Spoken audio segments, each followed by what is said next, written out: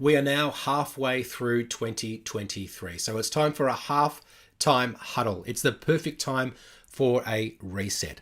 And I want you to have a think about how would you like the second half of this year to be just as the first half of the year was? How would you like the first half of this year to, well, stay in the first half of this year and for the second half of this year to be completely different? Or would you like some of it to be the same and some of it to be different? Whatever the answer is for you, the good news is that you can design the second half of this year to be however you want it to be.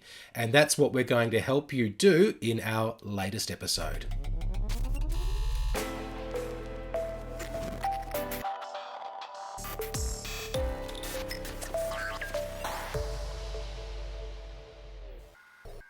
Hello and welcome to CRE Success, the podcast.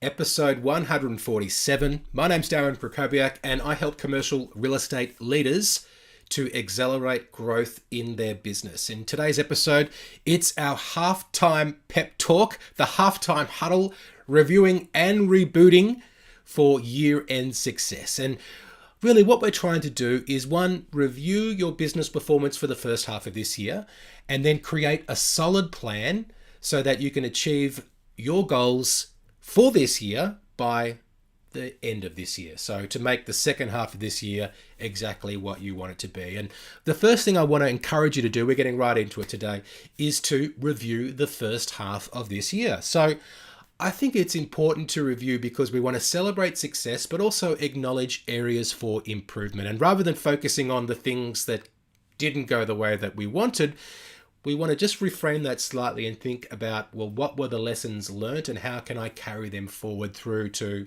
the second half of this year and further on as we need to. And I think one thing that is going to make this exercise more meaningful is if you have goals to track in the first place. So if you did set any goals at the start of this year, how are you tracking towards achieving those goals? How is your progress? So I think a really easy way to think about this is what worked well. You might even want to pause this episode right now and write down what worked well in the first half of this year and what didn't work so well. I'd recommend that you try and think of at least 3 things under each of those categories. What worked well and what didn't work so well. And another good question I think to ask yourself is, well, what surprising things happened?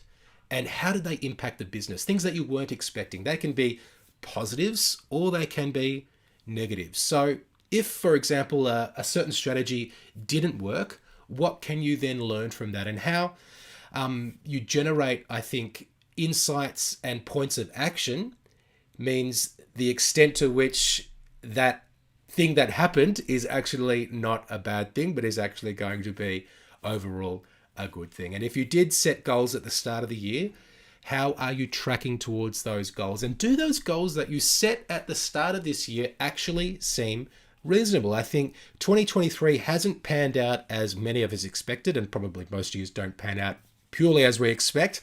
But I think this year has been a little bit more challenging than people expected. So do the goals that were set at the start of this year seem reasonable?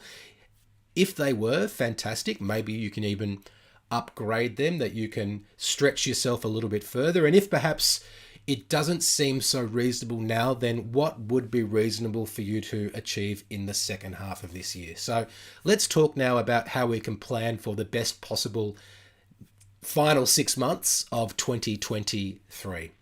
So if you have already set those goals, fantastic.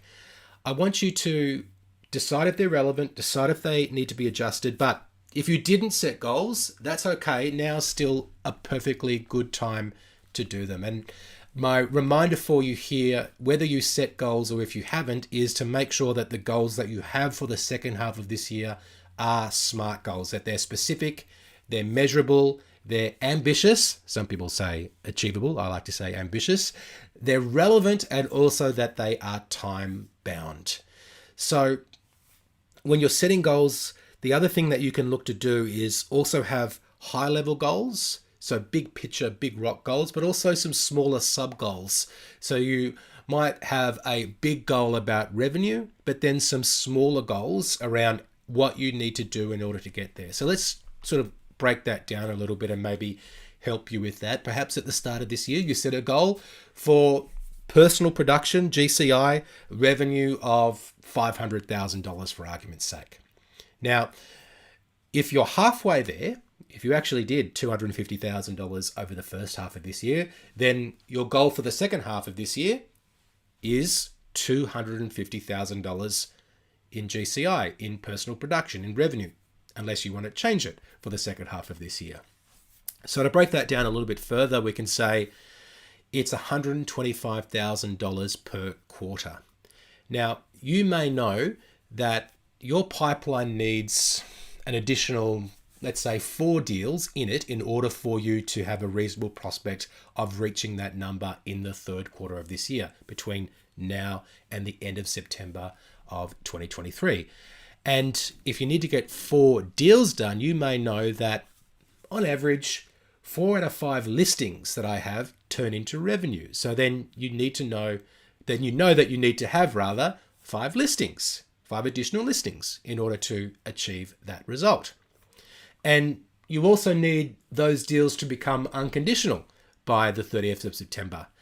And if that's the case, then you need to have secured those additional 5 listings by, let's say, the middle of August, the 15th of August. So now you know that between now, we're recording this episode in early July 2023, and the middle of August, which is less than 6 weeks away, you need to win 1 new listing a week in order to achieve that result of going all the way back up to being on track to write $250,000 in the second half of this year, or $125,000 in this current quarter.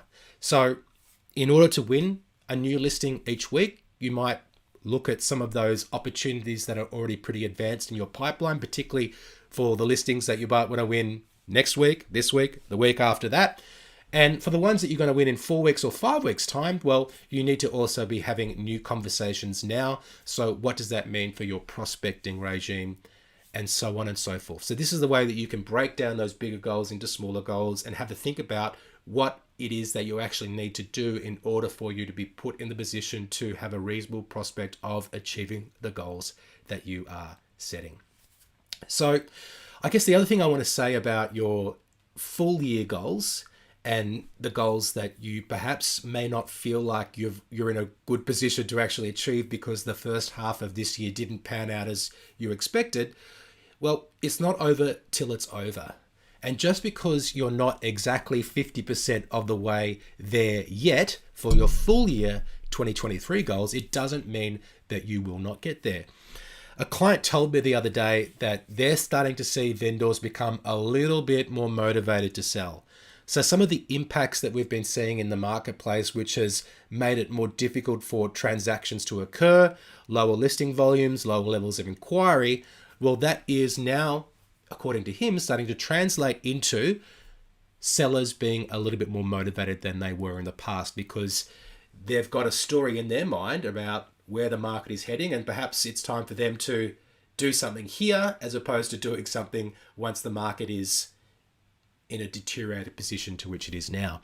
Now, if that, I guess, sentiment takes hold in the market, that could drive more activity in the second half of this year. Now, I remember that December always used to be our strongest month because I was working in Fortune 200 companies that were US based that had a calendar year for the financial year. If you're here in Australia, you may work for a local firm which has a financial year of July to June. Whatever the case is for you, I think that the end of year always provides a big impetus for deals to be done. And I remember we used to close about probably 20 to 25% of our annual target in that 1 month alone. So have a think about also the seasonality of your production. Is it usual that you would be up to 50% of the way through your target at this point of the year? Or is it actually reasonable that you might be 35% or 40% there, with then the opportunity to make up more than 50% of your annual target in the second half of this year? and also think about what's going on with market conditions. Are market conditions going to be more conducive to you actually doing more in the second half of this year than perhaps occurred in the first half? Now, you may have an opposite view, and you may think, you know what, I think actually the second half of this year is going to be more challenging. Well, that doesn't mean necessarily that it's going to be a worse half of performance for you than the first half of this year. It could mean that you need to do more prospecting, more lead generation activities in order to counterbalance what is going on in the market. And just a little short advertisement here, we will be conducting our How to Build a Prospecting Pipeline masterclass one more time for you in the second week of July. So if you're with us just after we've released it, and even if you're not, we'll probably repeat it again. Go to cresuccess.co/pipeline and register for How to Build a Prospecting Pipeline. We'll show you how to get your pipeline full of new opportunities so that you're not at the mercy of whatever is going on in the market. Anyway, that was just a little side note. My real point here is think about what it is that you need to do in order to make the second half of this year what it is that you want it to be. I really encourage you to think bigger, to be resilient in the face of what's going on in the market. And a bit of the reflective practice that we've just gone through in this episode, thinking about what's gone well, what didn't go well, and what the lessons were, that doesn't have to be just a biannual, once every 6 month event. This is something that you can do regularly to keep your goals in sight and also to make adjustments as necessary. My final tip for you in this episode is to write down your goals. Put them somewhere where you will see them. So put them on your desk, put them on your bathroom mirror, put them on your fridge, have them as calendar reminders that pop up in your diary every single day. So they are top of mind, and they will be there as a reminder to what it is that you are trying to achieve. So I hope that the first half of this year has been productive for you. If it hasn't been exactly what you would hope it to have been, well, there's always the second half of this year, and now is a perfect time to be making those adjustments. And the final thing I want to say is that if you would like to share your plan with me, I would love to hear what your plan for the second half of this year is. You can send me a DM on LinkedIn. You can find me on LinkedIn if we're not already connected. And if we are, then you can DM me right away. Or you can connect with us on Instagram. Our handle is @cresuccess, all one word. Connect with us on Instagram. Let me know that you're listening to the show. Let me know what your plan is. That will motivate me. I'll be really excited to hear what you've got planned for the second half of this year. And if you've got a question about how perhaps you might be able to make your goal more likely to be achieved, then put that in your note as well, and I would be happy to answer your question. That is our episode for today. Thank you so much for listening, and I will speak to you soon.